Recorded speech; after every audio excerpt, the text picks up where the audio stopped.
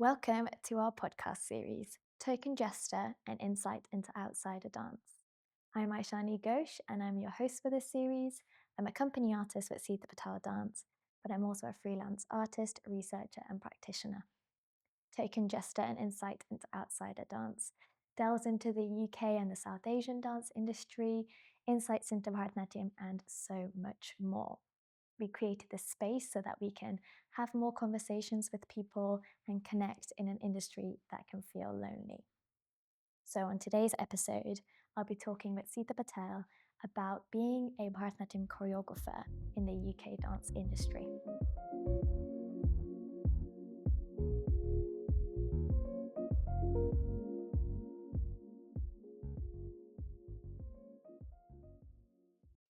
So, in the recent years, also before, you've been asked to come into different companies and choreograph on them. And obviously, because we're in the UK, it's a lot of contemporary companies, a lot of ballet companies.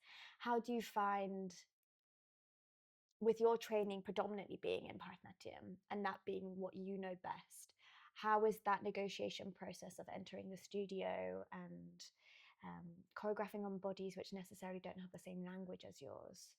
How do you find that?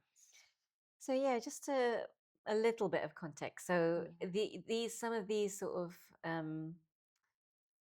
approaches for me to work in different spaces, they are more in my current sort of situation where I've become a bit more well known in different things and with slightly higher profile projects coming out.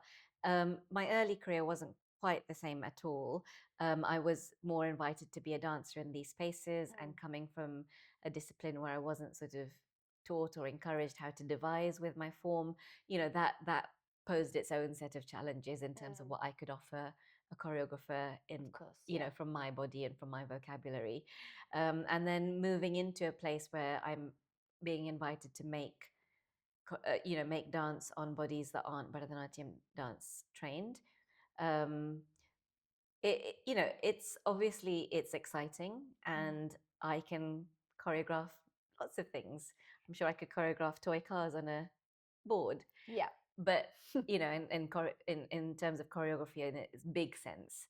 But when we go specifically to dance forms, other dance forms, and going into companies where those are the predominant dance forms, take something like ballet, for example. Again, I haven't been asked a huge amount. I'm still in that place where I'm being invited in different ways to before, and experiencing new things right now.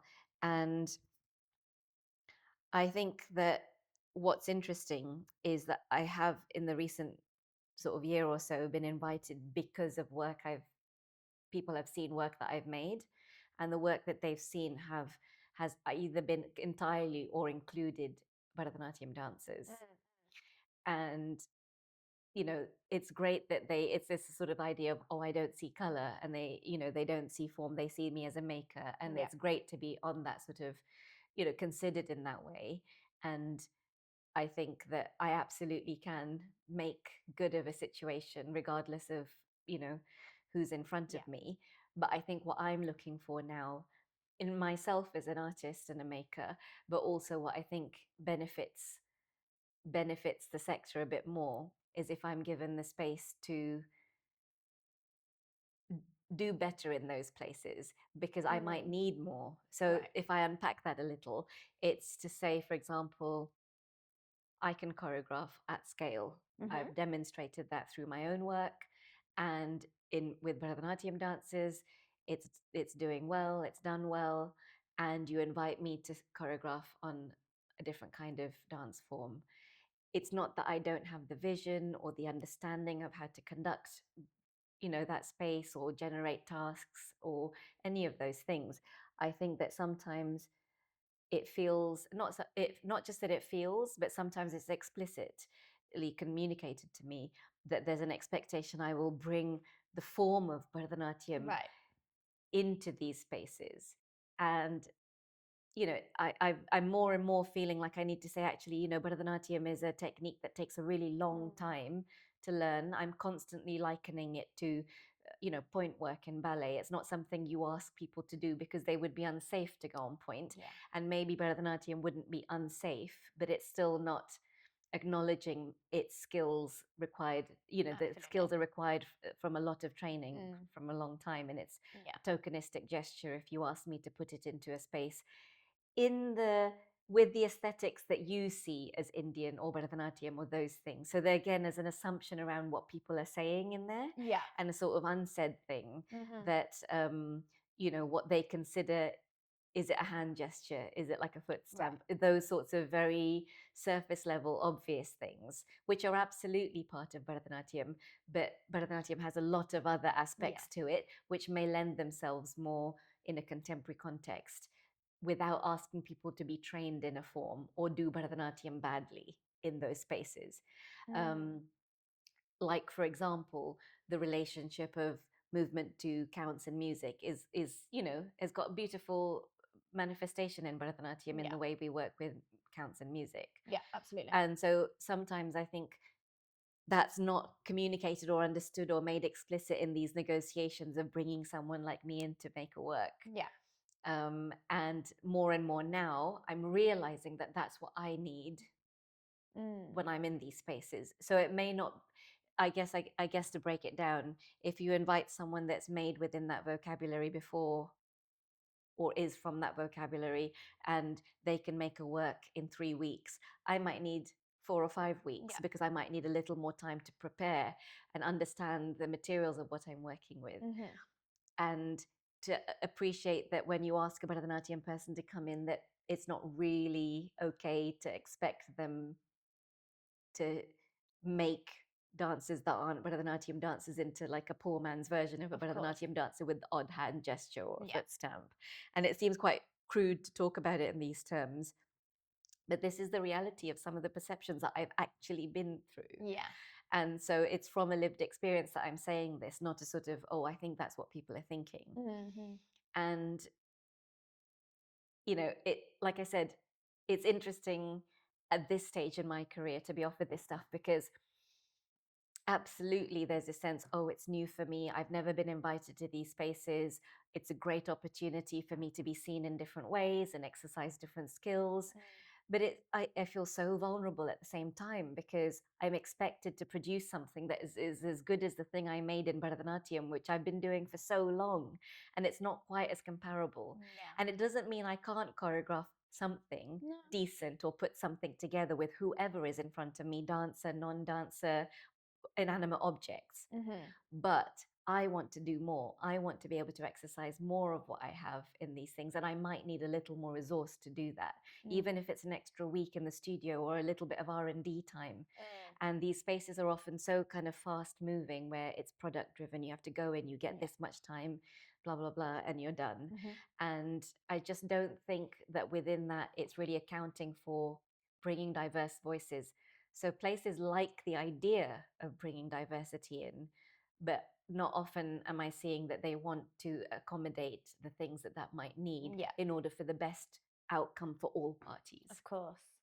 And it's almost like like you're saying, a negotiation between what they are perceiving as Bharatanatyam and what they want on stage, and then actually fundamentally what you can do without compromising the integrity of the form, essentially. Yeah. So when you enter those spaces, what kind of things do you then focus on in terms of choreographing? What works? So for in a process which is very time poor,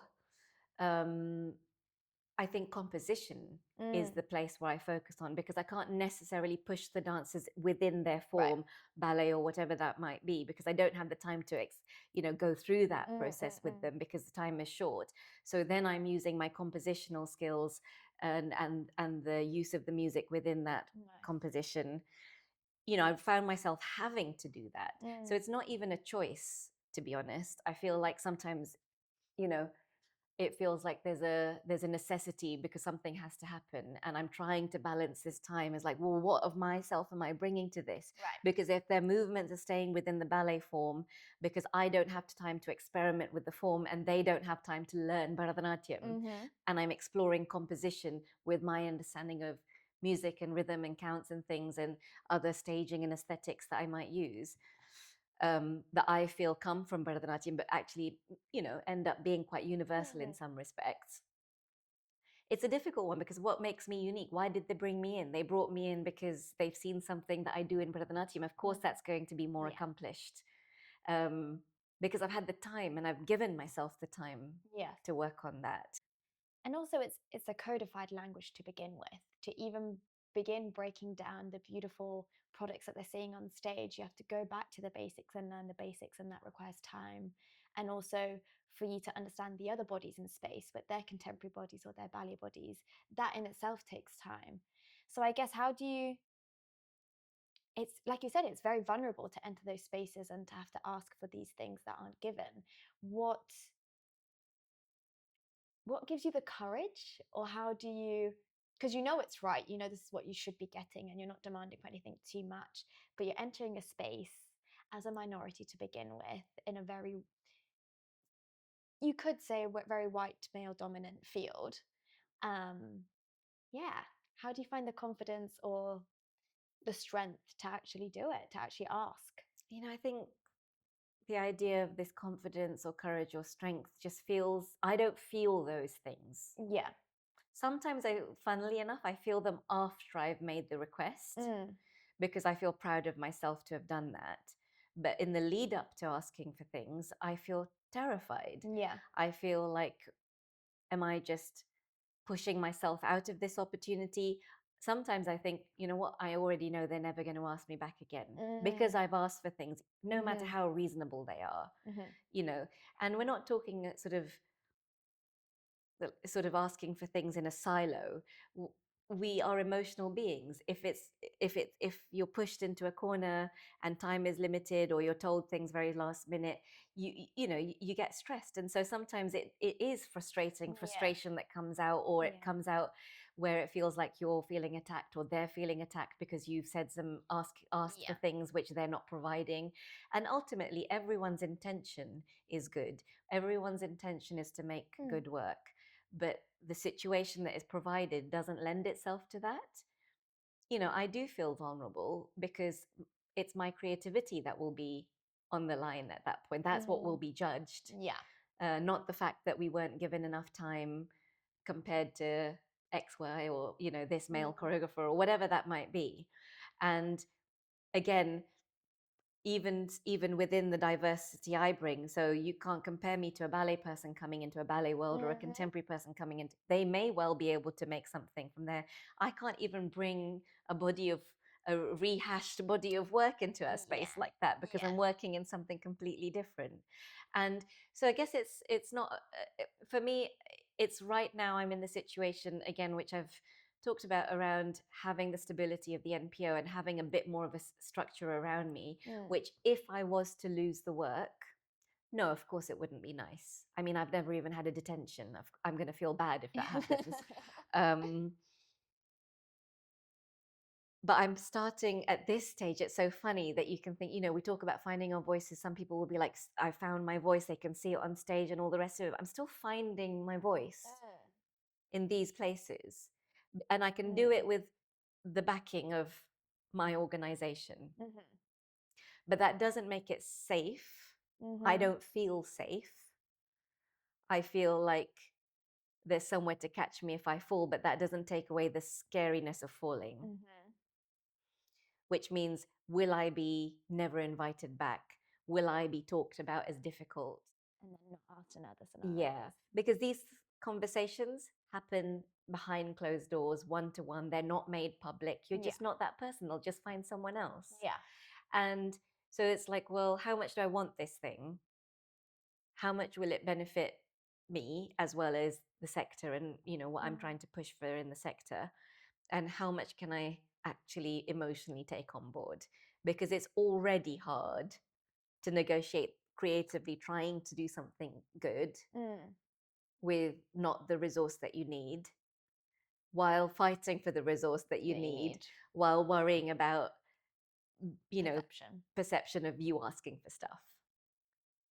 That's a lot to take on. It is a lot to That's take a lot on. to take on. Even talking about it, I'm like, there's so many new, and also it's every single asset aspect of that is nuanced, whether it's taking on an emotional burden for the sector and the growth of the sector, then how do you take care of yourself as a choreographer in that space? Because entering into an unsafe space is already, you feel quite vulnerable. And then no one's trying to make it unsafe. it's just the Do way you know it what I is. mean? It's like, Absolutely. I think there's just a lot of stagnation in Yeah. actual forward movement. And with things like the Black Lives Matter movement and Yeah. everything that happened around diversity following that and inclusion following that, there was a lot of push for this stuff. But again, I still feel it's very surface level things with a lot of places, especially big unwieldy organizations. It's like it's not seeped through into the real machinations of their working practice. And it's so forward and fast moving that it's like, well, how do you put that work in? And they need to, it needs to be prioritized.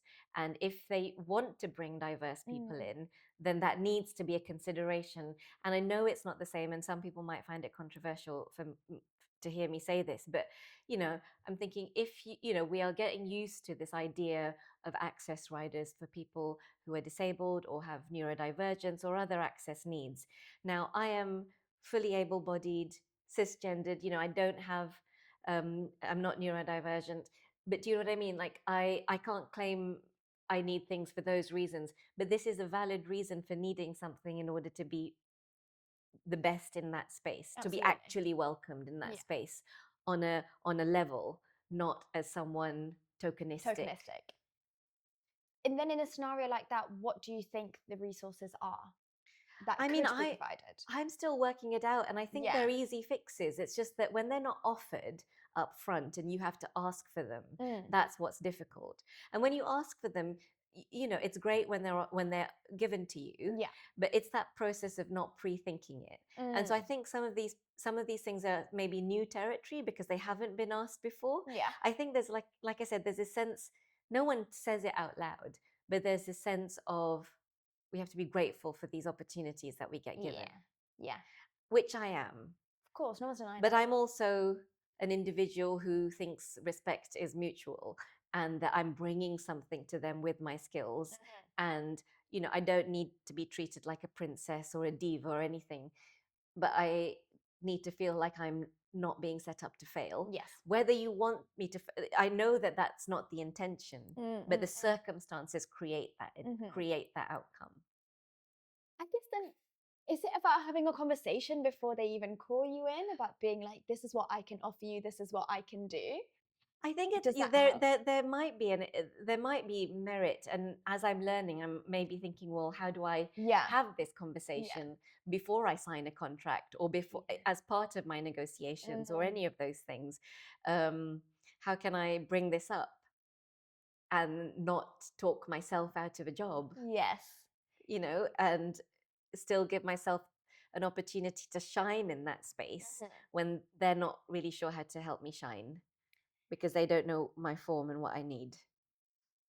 Have you ever felt like in the process of asking and seeming like you're asking for too much, but actually you're just asking for a level playing field, should we say, that your abilities then get doubted? Absolutely. And how do you deal with that?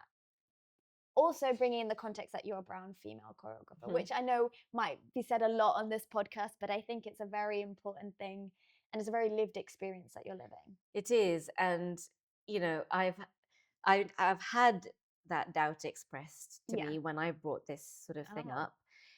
So I actually have tangible experience of that. And and it's funny because it's a bit like, oh, you feel shocked isn't the right word, but quite jarred, because you knew, even though you thought it might happen and you're worried about it happening, when the thing happens,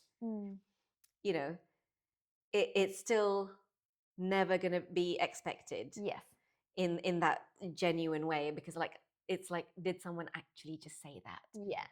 Surely not. So it's quite hard to explain it, because I don't know why we're still having this conversation. It's clear as day to me, but I'm realizing how surface level some of the sort of diversity, equity stuff is in a lot of places. and that it it really plays out like today, like Mm. this is recent now things. It's not something early in my career or anything. Of It's course. like today time.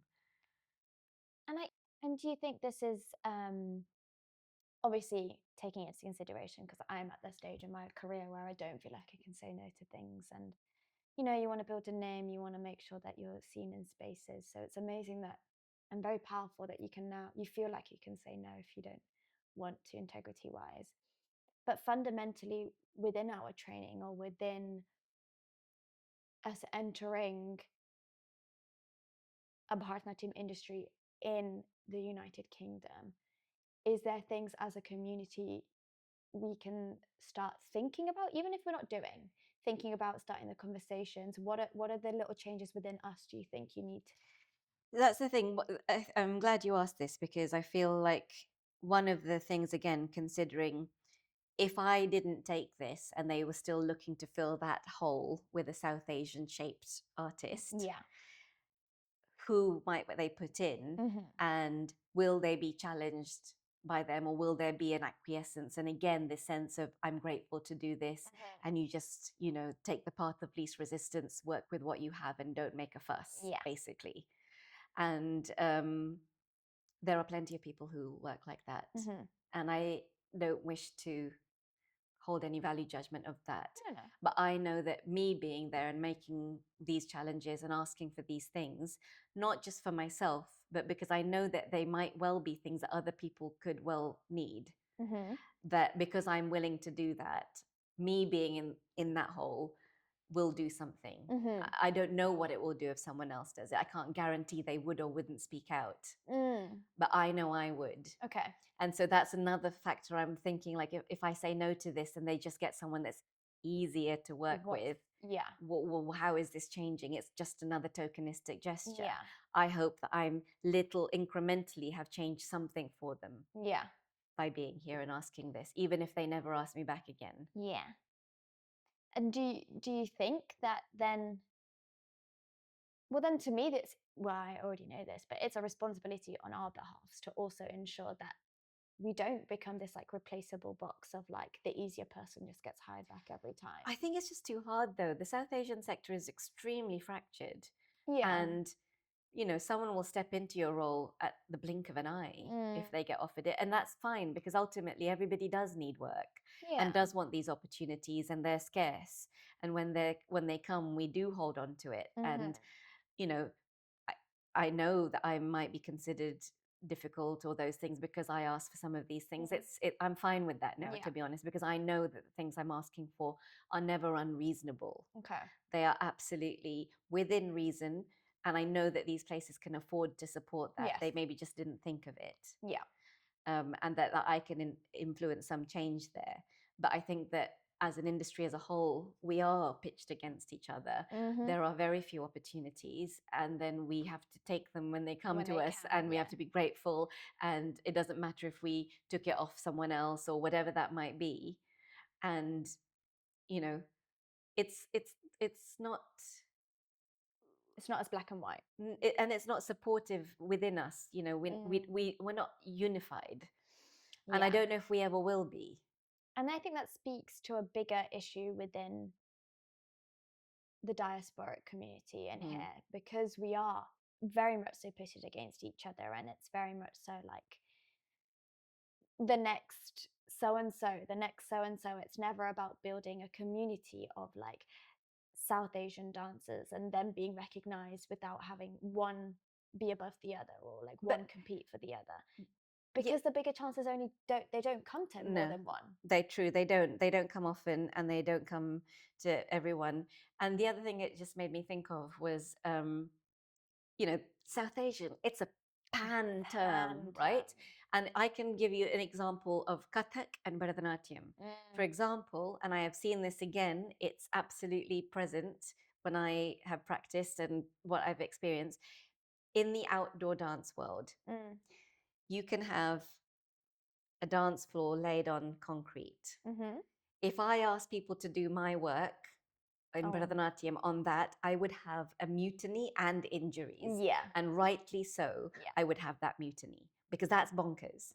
We lift to stamp our legs. We're standing in naramandi, which is a plie position, and we're lifting and stamping.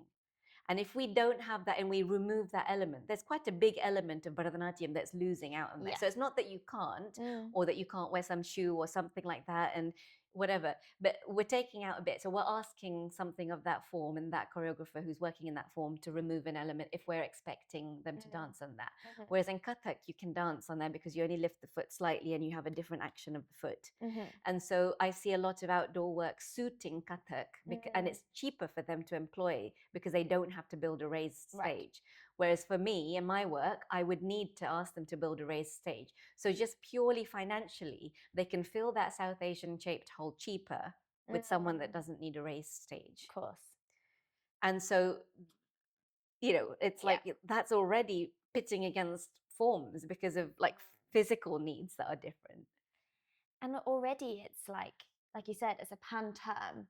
So then when you're clumping an entire array of dance forms, because from South Asia, it's not just Bharatanatyam Kathak, it's just in this country that's what's known. But we have Odissi, Manipuri, there are so many different styles. And you're clumping forms into one. Also ignoring many without realizing, also clumping the wrong forms in with this, because often people confuse East Asia and South Asia, and South Asia and East Asia. And I guess the bigger question then for me comes is, when you're being recognized for your Bharatanatyam work, not your South Asian work, your Bharatanatyam choreography, and you get called into Western companies, because these are European-centric dance styles. And yes, you want to be challenged as a choreographer, and you want to get your name known by audiences that would not know your name otherwise. And that's a big thing in this country. How do you keep your integrity as a choreographer and as a maker within Bharatanatyam during these very convoluted and taxing processes? And also just keep the love for the art, for what you're doing. I mean, yeah, like I said, I'm not very, because I don't do it all the time. I'm still in that place where I'm being in these put in these situations, and I'm choosing to be in these situations because I'm accepting these roles and these places to go to. And then finding myself, like I said, it's happening for me now at this stage in my career where there is a sort of established nature to my work. I am being recognized for things, and therefore there's a kind of understanding that I'm, talented at doing this thing. Otherwise I wouldn't be asked to enter these spaces. Absolutely. And so therefore it's up to me then to use my talent to reach the level that we all want. But it's like I said, I'm finding out how to do this and maintain integrity by asking for things that I might need within reason. I'm not being unreasonable at all. I have a very good head on my shoulders around how companies work and things, and I'm not going to ask for taxi cabs for a 10-minute walk or anything like that. Do you know what I mean? But I need to say, well, yes, I might need a person. I know who it is. I might need a time in the studio, for this many days. This is the kind of thing I need support with. Is this possible? And it's inevitably going to cost them a bit more money, which they maybe didn't budget for because they just think we're all the same. And everybody needs the same thing. And that's what I mean, is that bringing into the conversation for these places that actually diversity of this, and not just within, because what worries me greatly is that within institutions, especially big unwieldy ones, is that these conversations happen behind closed doors, and they maybe make some change inside the thing, and that's great if it does, but you don't know that. You kind of just leave this information and this experience, feedback or whatever, and you go, and you don't know where it goes or if it changes anything. And maybe you see in the grapevine that someone else, but you don't know.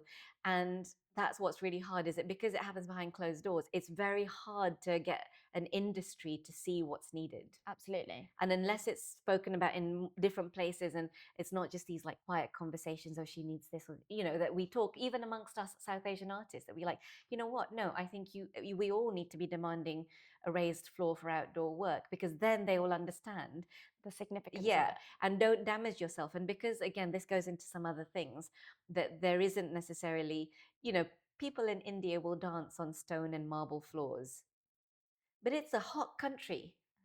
It's different on the body. It's just different. And so doing that here and saying, oh no, we dance like that every, it's our responsibility to also learn that actually that doesn't help us, and it's going to injure us if we're not careful. Also, it doesn't let us raise our art form to the best thing it can be. And also give it the visibility in the right form, Yeah. in the right way it Yeah. needs. Because I often find, like, I see work out in the world in different South Asian forms, and it feels like it's either held back because the situation isn't letting it fly, Right. but nobody asks for those things because they just want the opportunity. Yeah. And also sometimes I think you don't question it, you're not taught to question. So then even when it comes, like, because we're young and often our bodies can do things that in the short term it's fine. Yeah. When you think about it in the long run, can be quite damaging. But you're not taught to question these things. No. You're also, more than that, it's you're made to feel a bit too difficult if you do question, and then you don't want to limit your career, or if it's a big organization, you don't want to hinder yourself from getting another opportunity with them.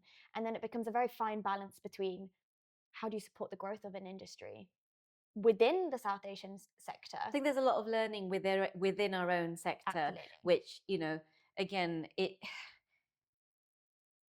it's this balance of survival versus thriving. Yeah. It comes down to that, right? Yeah. And so many people just are in survival mode, whether they realize it or not, and how it's impacting the quality of their art, of their creativity, and the opportunity and the possibility is sort of pushed aside almost, because we're constantly negotiating these spaces. Yeah. And it's not that this is just happening on a choreographer level. I feel it as a dancer, because I'm privileged enough to be working with contemporary artists, and sometimes I'm called in as a Bharatanatyam dancer. And in those spaces, I do still feel, and it could be me bringing my own insecurities into the space, but tokenistic in times of like the true beauty of the form is never asked to come into play. It's always the visual image of what they perceive Bharatanatyam to be is asked to be in the play. And then you don't get pushed as an artist, but also the art form doesn't progress from there either. And it's not like every space needs to progress the art form, but I think that it's just this way of like, this taking of things. And it's not like I'm using all aspects of Bharatanatyam in all parts of my work. I'm not doing that kind of solo repertoire work. It's just that it still requires, it's a skill that grows, and like in the same way that people who improvise as a as their methodology, it's a skill in itself. Just because we can all move or we can do a few things, it doesn't make us that thing. It's a skill that has been honed over time. And that's the real shame, is that we gradually have become so watered down because we're trying to please things in these spaces that I think sometimes people don't even realize they're doing it. But if they want to bring me in because they've seen a piece of my Bharatanatyam work, then they need to understand that that has been years of growing that. So they can't expect the same outcome straight away. When there's another variable on top of that. And it's not that they can't expect a good or great outcome, it's that I may need a little more than what they give to someone that's done this over and over again. Absolutely. And that I shouldn't be afraid to ask for that. And maybe they're like, well, of course you shouldn't be afraid, just ask. But actually the reality of the situation is you can say that it's not, you can say that all you want, but that's not that easy, because the environment doesn't make you feel like that. And the actualities of seeing, if you've got one South Asian company, you won't have another one for 6 months or something. You know what I mean? You don't see enough of the representation. I guarantee you, if I've worked somewhere, the next person they bring in isn't going to be a Kathak dancer or a Bharatanatyam choreographer. I guarantee it. But they don't do that with contemporary dance. It's also questioned more when it's diversity. It's not like it's a norm of, okay, they had a contemporary dancer in, okay, we'll have a Kathak. It's very much so it's singled out and it's pointed out. And then it might be in a celebratory way, but like I said, I think, and you see this when people shout from the rooftops about, oh, we've got this new artistic director, they're a woman and it's been male orientated for ages, or we've got a new artistic director, they're South Asian in a big institution, and then a year later they're out again because they like the optics of that diversity and not what the actual what it means what to it you have to do. needs to let that person thrive and let that person from that background and those skills thrive. Yeah.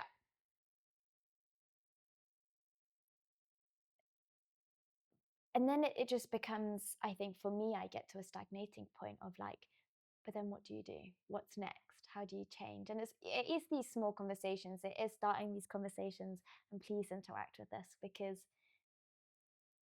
just to get the ball rolling, a lot of the times, thinking about it, when you then enter the space the next time, you're like, oh, actually, I should ask for this more, or oh, actually, I can stand up for myself a little bit and still give them exactly what they would need quality wise, and not feel like I'm compromising my integrity of the art form and my integrity as an artist.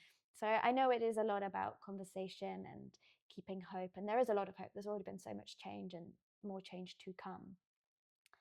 But I guess, I don't know if you have any last words maybe about how to feel and I know you say it doesn't feel like confidence in the moment, but it does take a certain amount of confidence and bravery to be able to consistently, because I'm not saying that now that you have money doesn't mean that this is the only time you started speaking out. It's true.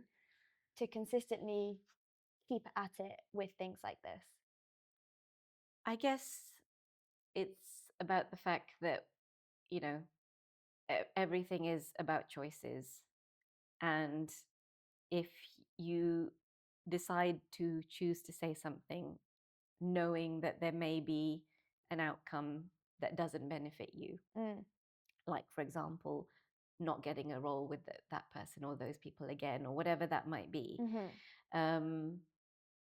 I think you need to go in, if you're going to do it, you need to know what those risks are and be okay with them. Doesn't mean you like them or they're nice or they're fair or just, but it's the reality of the situation. And so I'm constantly sort of balancing, is this the sword I'm wishing to die on today? Or, you know what, I don't have it in me today. I'm going to just quietly do my thing. Yeah. And know that it's not, I'm not just acquiescing, even though it may seem like that, but that I'm choosing to, because I don't have it in me. Protect yourself. Yeah. And that's the most And important. that's something I'm doing more now, where I'm like, which battles do I fight? Yeah. Because I can't fight all of them. Whereas early on, I think I was fighting every single one, because I was just had this fire in me around the injustice of so many things and the way people talk to you behind closed doors. And I'm like, you would never say this in a public forum. Sometimes people do say the most ridiculous things in a public forum because they've got enough cultural capital or fame to get away with things. And I think we've all heard about, that kind of thing happening. And I'm like, I now need to be, I'm just at a place where I've been doing it a long time. I need to know sometimes I can't do this, and I shouldn't feel guilty about that. I think that's a really important thing to make, is that you have to protect yourself always, because if we were talking about this in another podcast as well, about working in burnout, and you want to be thriving, and when you thrive you can push more for those things because you've protected yourself and you can take on more of a load. But if you're constantly feel like you have to fight every single battle and the world's on your shoulders, you're actually harming yourself before you can even try and help other people in the industry and push. You're right. I think it's just, I know I'm not like this, but I guess I get wary of the possibility that, you can always be protecting yourself all the time, and then nothing, like, there's a part of me, and maybe it's the activist part or whatever you want to call it, but there's a fire in me which does need to do these things sometimes, even when I know it's harmful to me or tires me out, exhausts me. And so I don't want to, it's such a balance. Like I said, if I listen to the self-care all the time, I need it all the time, and I would literally do nothing. That's how it feels. I feel I'll just like cozy under my blanket with my cats and have a simple life. But it's just not in my DNA. Like, this fire is just there. That's why you say it's a balance. And so I think I didn't have the balance before. Now I'm having to find the balance because I'm just tired. And that's the truth of it. The truth of it is, like, we work in an industry where it does require a lot of emotional conversations. We're artists, so without realizing it, we're already vulnerable entering a studio and a space. You give your soul to every piece that you create, not in a figurative sense, and it doesn't have to be that dramatic, but it's your baby. You're putting out your own work. But also this sort of, like I said, for me, it's not all just about the work. The work is Everything important, but that like comes with all it. the things that come with it and the kind of conversations. And like I said, whether it's microaggressions, and they don't exist just in the arts, they Everywhere. exist everywhere. I watch the news. I do get affected by the horrible things I'm seeing, and then the way that the arts are reacting, but the way the wider world is reacting. I'm engaged with those things. I'm not in a bubble, and I'm choosing to engage with those things. And some people choose to exercise their privilege by not engaging with those things. And for me, I don't feel I would be happy in myself. I wouldn't feel like a responsible, engaged human being if I did that. Yeah. And while I still have strength to do it, I need to exercise it for myself to feel like I've got integrity. And that's how my integrity plays out. Yeah. And it's different for different people. Of course, yeah. But yeah, like I said, it's a lonely place, but this is how I feel engaged and to make a contribution to something. Yeah. That's wonderful. Thank you for being so vulnerable about these things as well. That's a lot. It's a lot to take on. It's also a lot to share. So that's a big thank you on our behalf. Thank you.